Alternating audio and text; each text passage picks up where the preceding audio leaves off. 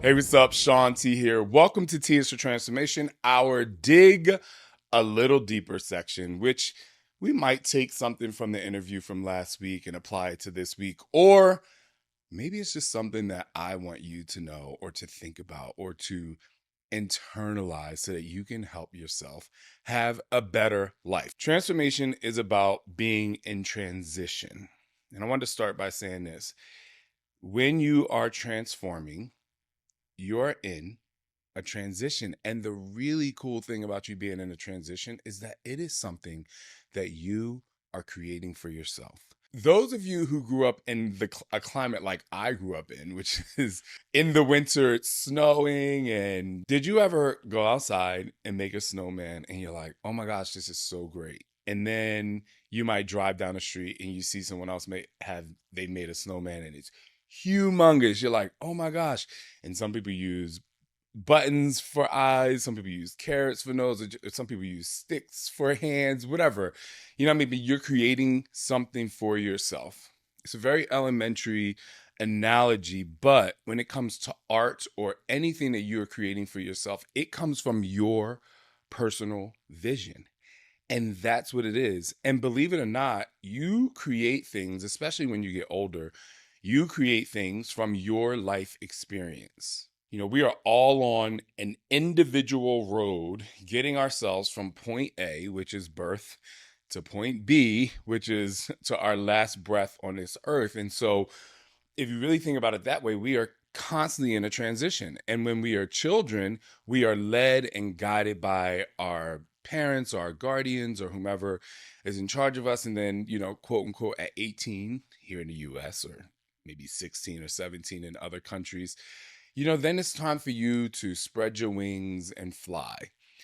But whether it's a snowman or whether it's the college you choose or whether you are now in your 40s or 50s and you are creating something new, we're always in a transition because we're always moving. And that transition is directly affected and built by your life experiences. I can even take my children.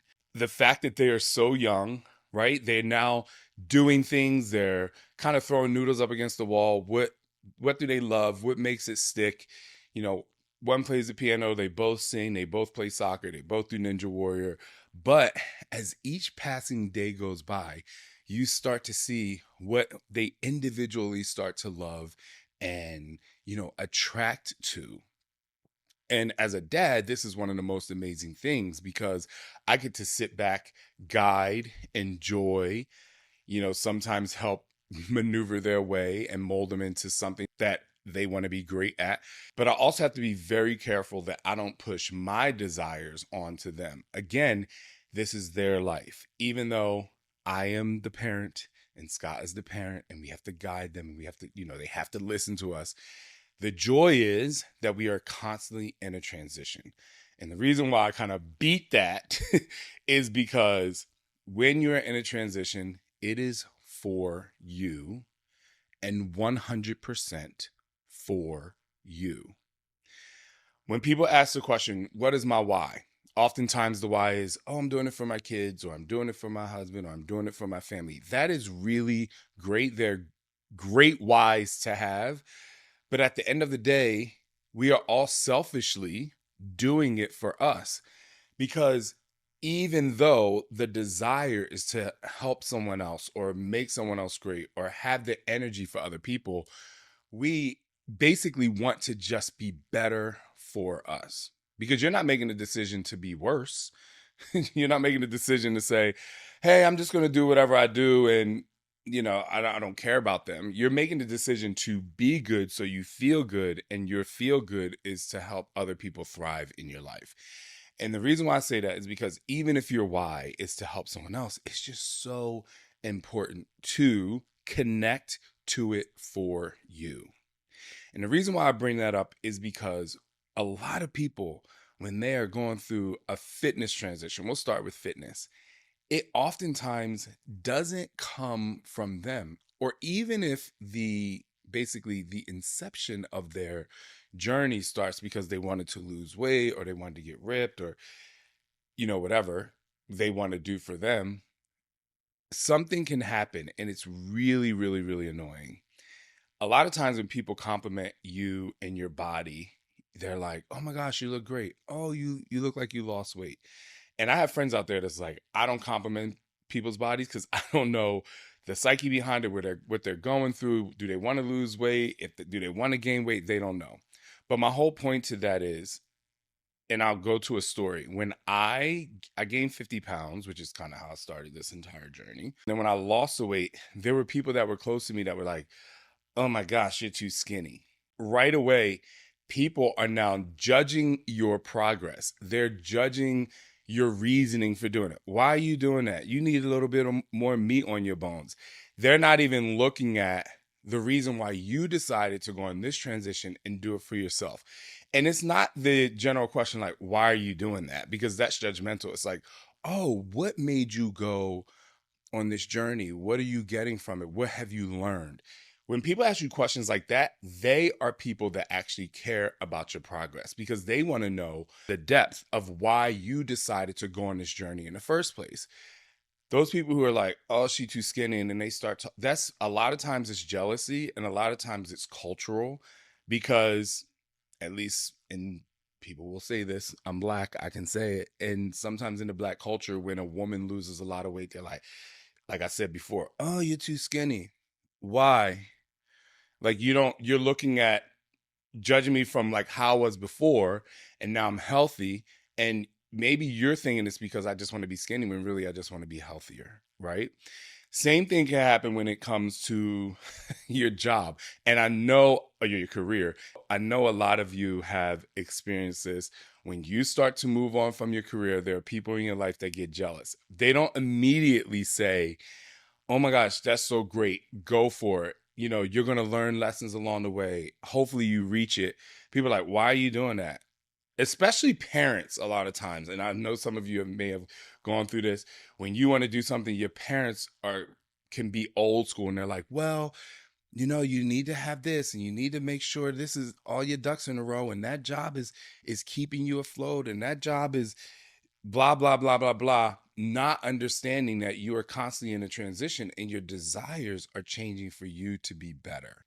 So don't be afraid and don't be discouraged by people who don't necessarily want to understand what it is that you're going through. Go for it. There are three things that I tell myself when I get into a place where I'm like, are people judging me? They're very simple. The first thing is, do I really care? Or are my emotions a part of the reaction to what they're saying to me, right? And most of the times I'm just annoyed that they're saying that. I'm annoyed that they're judging me. So when I know I'm more annoyed at what they're saying, then I can move on. Because again, this person is not trying to look at the internal me and say, "Why are you doing this?" and getting information. So that's the first thing. The second thing I say is, am I pushing myself? Am I getting uncomfortable because I want to achieve this thing? And if the answer is yes to that, then I continue to keep pushing. You can't reach a new level of success without putting yourself in an uncomfortable position. And the third thing I do, and again, as you notice, the second thing immediately diminishes and deletes what anyone else has said to me. The third thing that I do, and this is kind of my most favorite, is what lessons am I learning along the way? So as you're going through your transition, whether it's weight loss, whether it's a relationship, whether it's fitness, whether it's food or a career, it could be anything, maybe finding a new passion. It is really, really important for you to write down, or some people internalize it, the lessons that you're learning along the way. Because those lessons are going to be valuable tools that you're going to be able to use as you continue to transition into the next phase of wherever this takes you. Let's dig a little bit deeper. What I just talked about is like, it's kind of easy, right? You're kind of like, "Oh yeah, like I did this, I can do this. Like I can ignore what people say." But let's talk about your reaction. Now I'm gonna go back where I said attaching to the emotion of it. A lot of us, I would say probably 90% of the people that I talk to have some sort of emotional trauma from a kid that they carry into adulthood. Actually, last night I was in therapy And usually when I go to therapy, if I'm stressed about something, one of the things that I was stressed about in therapy yesterday was I was annoyed at myself for being empathetic to someone or people that are actually being hurtful toward me. And I get so annoyed because I'm like, why am I going to be worried about their feelings because of my reaction to them, which stops me from saying what I want to say? Because I'm like, if I say this, then they're going to feel bad because I say it. And so I went into therapy and I was saying to my therapist, I'm like, why? I am more worried about their feelings than my own. And I initially tried to attach it to something that happened as a kid. And it was the first time where he was like, well, maybe that's just the way you are. And I was like, good point. Because sometimes we're trying to find where did that come from, and sometimes it's obvious, but also there are times that's really annoying when someone's going through something and they're like, "Well, what happened to you as a kid?" It could be just the way you're built and just the way you are. But there are times that you make decisions based on things that have traumatized you as a child, which is annoying, and then you have to work on it. So when you're going through the acceptance part of your transition, and when I say acceptance, well, first of all, it's the acceptance of self, because believe it or not, the biggest barrier for you to becoming successful is most of the time you. Most of the time, you are the barrier. Let me take you back. When I was a kid, money lessons weren't exactly a thing in my house. I remember doing chores, getting a couple bucks and feeling like the richest kid on the block. But no one ever taught me what to do with that money. Save it, spend it, invest it. I had to figure it out the hard way as an adult. And now, as a parent, I know exactly how important it is to teach kids about money early. That's why I'm excited to partner with Acorns Early, a smart money app and debit card for kids that helps them learn the value of money. Acorns Early makes it simple. Acorns Early's chore tracker teaches kids that hard work pays off. Just set up the chores in the app, set a payment amount, and check the chore off when it's done. Kids get to spend what they earn with their very own debit card, choosing from over 35 custom designs. And most importantly, they can set savings goals and take interactive financial lessons to build smart money habits from the start. This is huge, y'all. We all want our kids to grow up financially confident, and Acorns Early makes that possible. Ready to help you kids learn the value of money? Just head to acornsearly.com/Shaun T or download the Acorns Early app to get started. Sign up now and your first month is on us. TNCs applied, monthly subscription fee starting from $5 per month unless canceled. You're afraid to do the hard work. You're thinking about it more than you're taking action. You're being a little bit lazy. You're being what I like to call a complaining Raymond instead of being like, again, what I said before, I'm going to get really uncomfortable and do this. And then oftentimes it could be from an interaction you had with a parent. Go do this project, and the project or chore, whatever it is that you had to do, is just not good enough. And it was never good enough. And you would try really hard to please that parent, and you would go above and beyond to say, I'm going to do the best that I can do. And for you, what you did was immaculate, and it should have stood out, and they should have been happy, and you never were able to please them.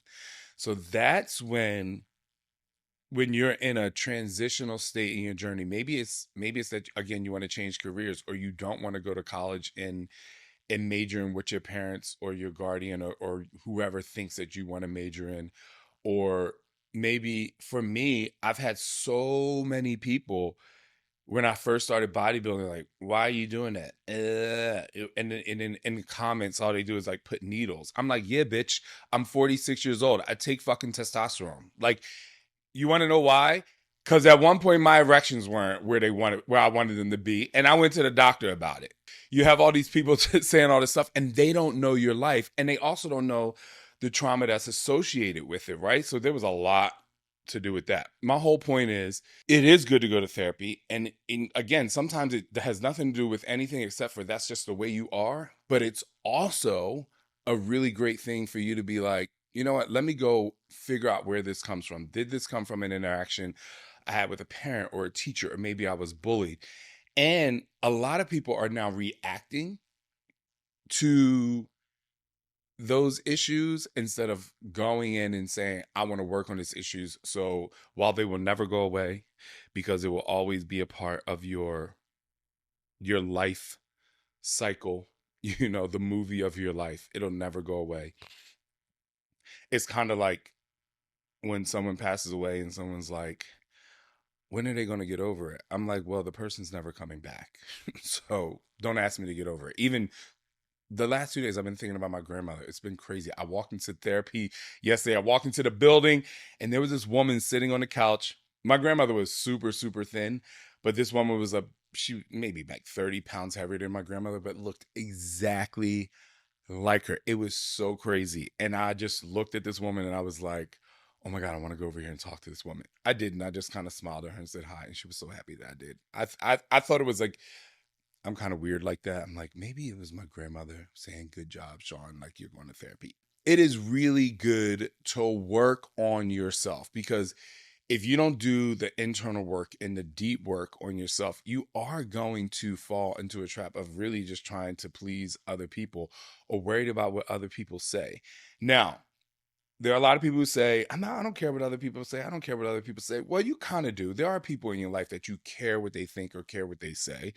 But you can train your brain to ask all the questions like, am I doing this correctly? Do I feel good about this? Is my emotions behind this right?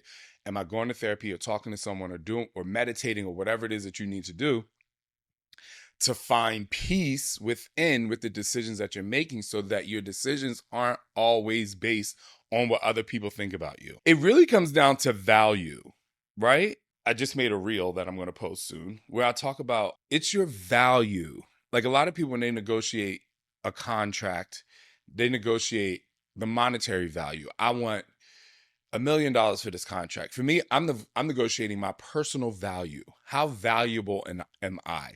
When I look in the mirror and I wake up in the morning and I know I'm going to go do something for my job or maybe something for other people, I am negotiating the value. I'm like, how valuable can I be?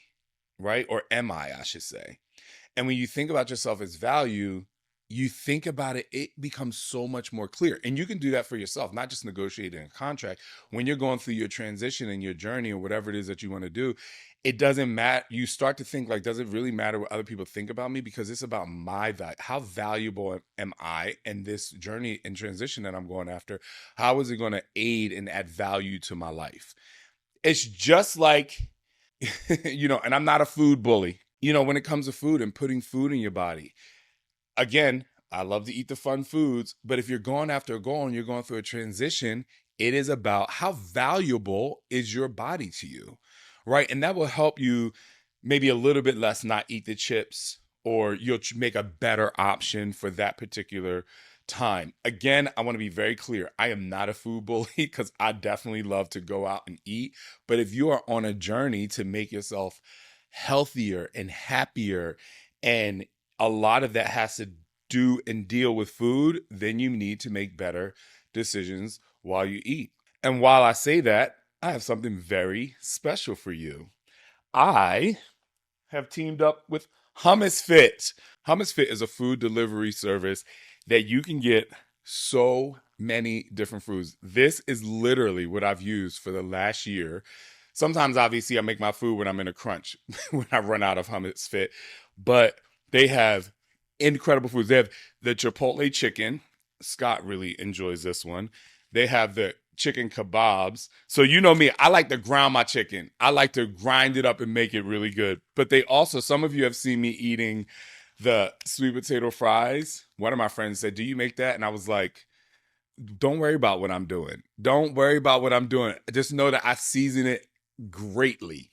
But they make these sweet potato fries. You put them in the air fryer. They are amazing. They also make the sticky rice, so you don't have to make rice. And this is pretty much my favorite, the ground beef. It's very healthy, very lean. So if you want to try Hummus Fit, go to myhummusfit.com/Shaun T That's SHAUNT, and you'll receive 10% off your order. So make sure that you stay healthy and fit. I'm just trying to help you out. Plus, they're in Long Island, New York. So Jersey, Long Island, New York, Manhattan, Pennsylvania. Even though I live in Arizona, they ship everywhere. If you're over there, make sure you check them out. The most important thing about that is fueling your body. So how much value do you give yourself, right? How much are you worth to you? So if it's food, make sure you're eating the thing that wants to get you to your goal. If it's relationships, just like I talk about in my book, make sure you are the average of the 5 closest people to you.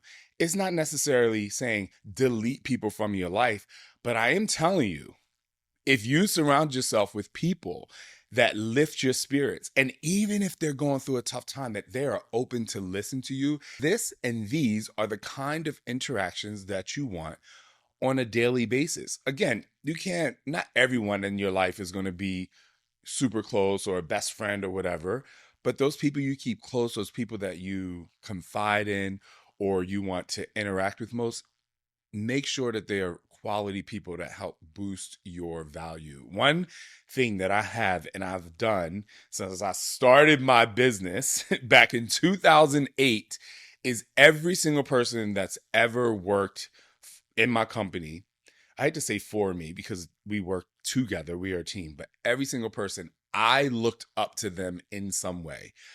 I'm like, this person is my boss in this particular format. I know that that's always kept me being a student. It's just like when I started working with Kristen, when she started training me, people say, Shaun T, why you need a personal trainer?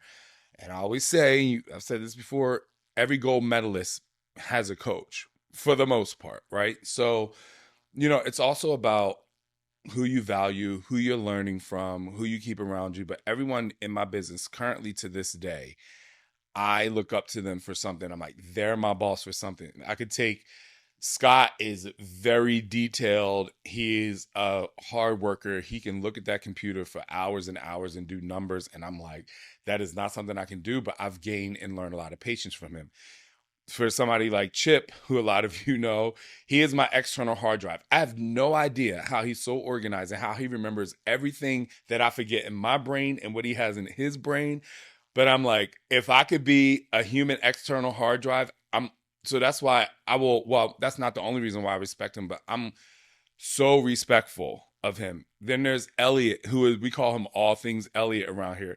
He helped me design my house. He just redesigned my boys' playroom because they're getting older now. He runs the apparel. He's really good at building websites. I'm like, he really is all things. He is, while I'm older and I'm a decathlete of life and other things, I look at him like, wow, it's so great. And and sometimes when you, like with him, we share like creativity, then it's really cool. But again, I look up to him. There's Alex, who is, I think with Alex, who runs the podcast, one of the coolest things, because she was our first employee, for me is like someone who is constantly on a growth pattern, and I don't even know if she knows, but I know, and I've seen the maturity happen. I think we hired her when she was 22 and now she's 30 something. So some of you would be like, well, of course she better whatever, but I'm like, no, we used to call her the illest bee. That might be disrespectful for some, but she was always on it and constantly like in it. And now I look at her as a mom and I'm like,